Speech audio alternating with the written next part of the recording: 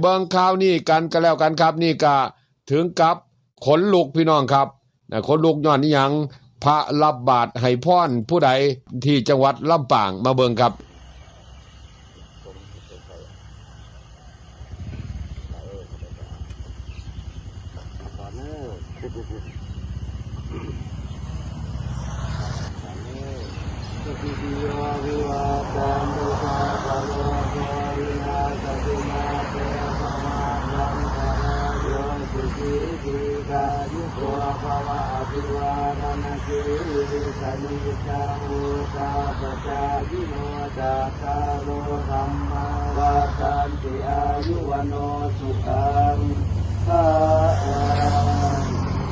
คืออยู่เนี่ยเหรอ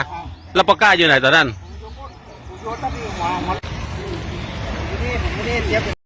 นี่เหตุการณ์นี้นะครับญาติโยมขนลุกนะพระสามรูปยืนบิณฑบาตพร้อมให้พรแต่ก็บ่เห็นคนใส่บาตรแม้แต่คนเดียวเอาเข้าไว้จังซั่นบ่ให้เขาเจ้าใส่แอปไทยแล้วก็เจ้าลบออกว่ะใส่ Samsung ตัวใหม่ว่ะ คลิปชวนขนหัวลุกครับขณะที่พระสามรูปนั้นเปิดรับบาตรแล้วก็คุยกับผู้ใดก็บ่รู้ก่อนจะให้พรทำให้เด็กวัดและชาวบ้านบริเวณเลียบคลองชลประทานใกล้กับมหาวิทยาลัยราชภัฏลำปางครับต้องงงงันงุนงงสงสัยเพราะว่าพระให้พรผู้ใดและกับผู้ใดมาใส่บาตรนะครับพอบ่เห็นผู้ใดมาเลยจะคนหนึ่งเพิ่นว่าจังซั่นนะครับนี่ก็ชาวบ้านอัดคลิปพระนะครับถามพระก็ยืนยันมีคนใส่บาตรแต่พ่อเบิงในบาตรกราบว่างเป่า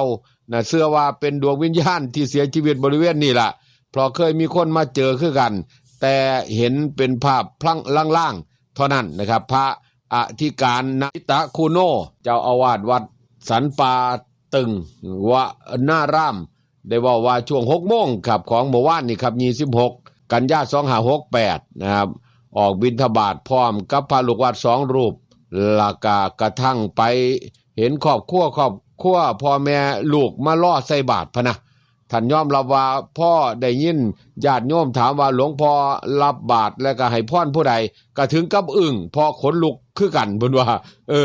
โอ้มาสร้างว่าเป็นภาพแปลกๆเนาะพี่น้องเนาะบ่แน่เนาะคนเฮาเนาะอาจจะมีแบบว่าเป็นโลกคู่ขนานใช่มั้ยนะครับเฮาเหลียวบ่เห็นคนละมิติกันก็คือรู้สึกบอกไม่เห็นไม่เห็นแต่พระสามรูปเห็นแล้วพอทราบแล้วเป็นยังไงบ้างอาจารย์ก็รู้สึกก็อะไรคนลุกใช่คนลุกอะไรคนลุกนี่คือเรื่องราวแปลกๆที่เกิดขึ้นแล้วก็เฮ็ดให้หลายผู้หลายคนบ่ว่าแต่พระครับ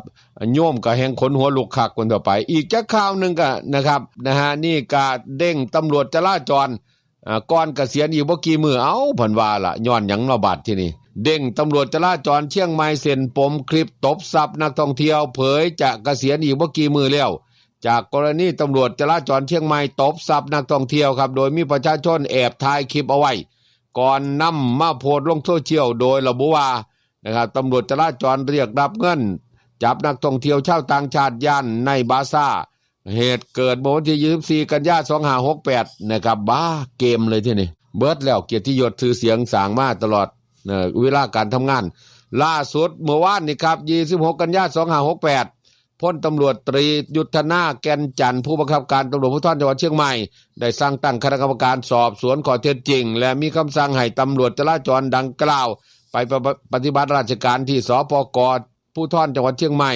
โดยขาดจากตำแหน่งเดิมโดยย่ำหากพบว่าผิดจริงจะต้องลงโทษเด็ดขาดและบ่มีการซอยเหลือ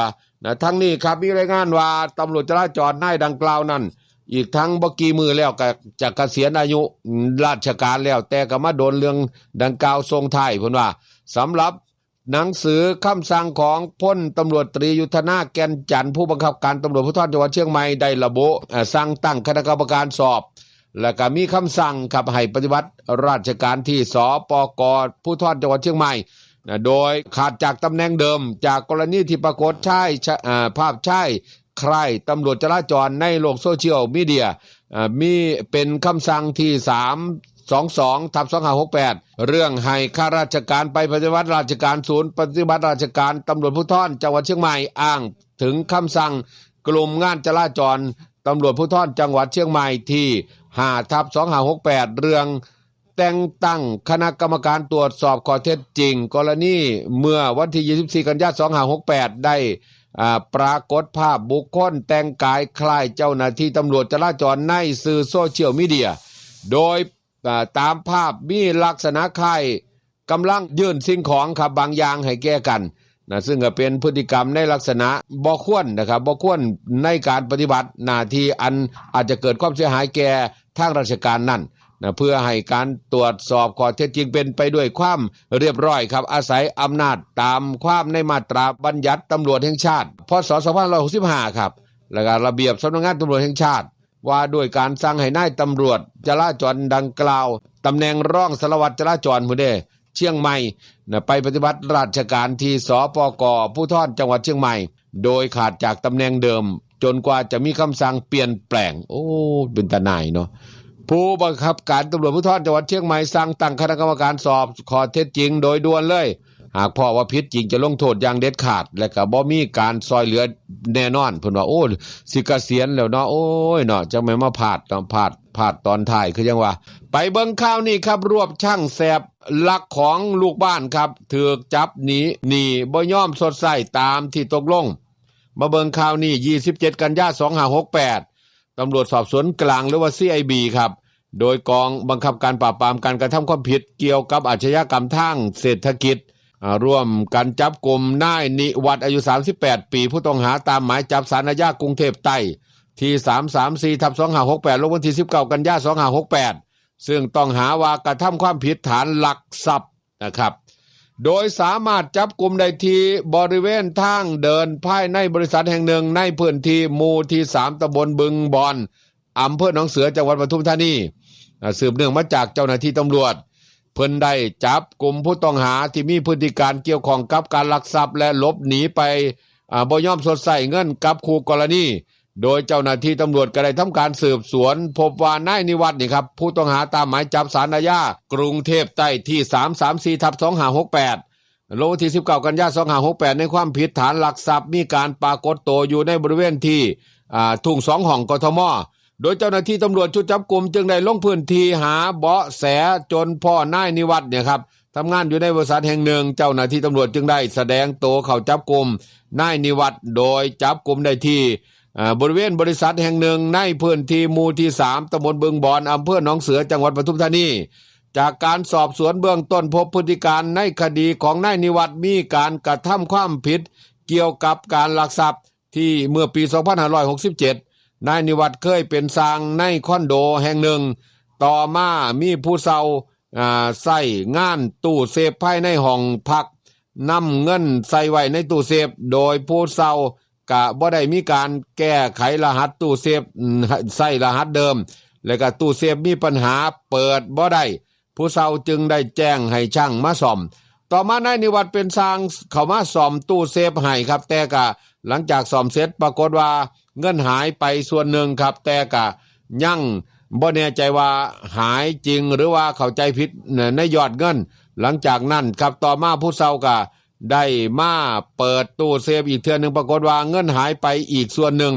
ซึ่งก็ได้ทำการตรวจสอบกล้องวงจรปิดบริเวณหน้าห้องครับเพราะว่านายนิวัฒน์นี่ก็ได้เข้ามาปรับมุมของกล้องวงจรปิดหน้าห้องแล้วก็เพราะว่ามีการใส่การเปิดประตูเข้าไปในห้องของผู้เฒ่าโดยบ่ได้รับอนุญาตอีกนำผู้เฒ่าจึงได้มาแจ้งความร้องทุกข์ดำเนินคดีเป็นเหตุให้นายนิวัฒน์ถูกจับกุมและก็ดำเนินคดีโดยต่อมานายนิวัฒน์ก็บ่ปฏิบัติตามคำสั่งของศาลสดใส่เงินให้ผู้เสียหายตามที่ตกลงกันเอาไว้เป็นเหตุให้ถูกออกหมายจับอีกสาวหนึ่งครับแล้วก็ถูกจับกุมในที่สุดโดยหลังจากจับกุมได้นะครับดำเนินการนำผู้ต้องหาส่งศาลอาญากรุงเทพใต้เพื่อดำเนินคดีตามกฎหมายต่อไปนี่ล่ะพี่น้องเอ้ยนะครับเรื่องราวข่าวคราวมันก็เป็นจังซี่ใช่ไหมครับขอบอกผมหน่อยตัดสินยังไงก็คือรอลงอาญา4 ปีแล้วก็รายงานตัวทุกครั้งแล้วก็ชำระค่าเสียหายทุกครั้งรายงานตัวไปกี่ครั้งครับ4 ครั้งครับ4 ครั้งแล้วทีนี้ศาลต้องการสอบถามอะไรคุณวันนี้คุณไปพบศาลหน่อยเขาก็เลยออกหมายมาครับนี่ถูกเชิญขึ้นมาอ่านได้ ครับ อันนี้เปิดได้